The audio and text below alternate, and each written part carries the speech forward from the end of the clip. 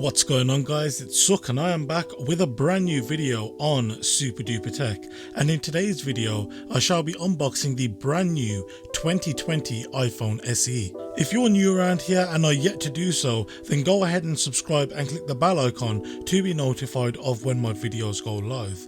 But without any further ado, let's hit the titles.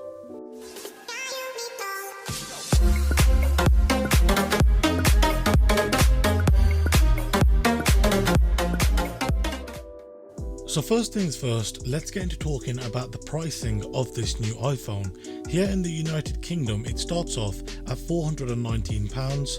In the United States, it has a starting price of $399, and if you're based elsewhere in Europe, you'll find this device setting you back around €489. That will get you 64GB of storage, though you can purchase it in either 128 or 256GB of storage in up to 3 different colours: black, white or product red.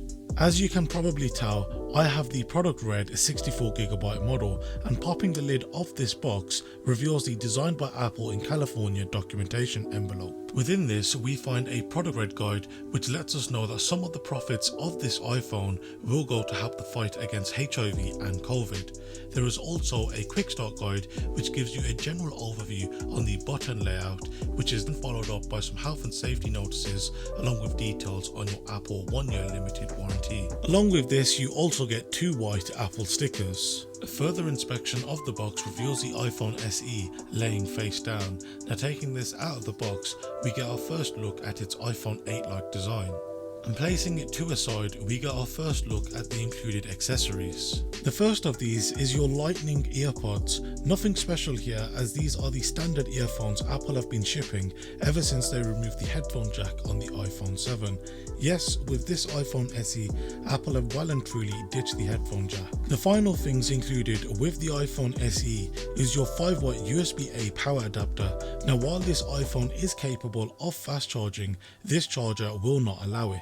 And the last item to be included is your USB-A to Lightning power cable. Now, this cable is the standard one that once again Apple have been shipping ever since 2012.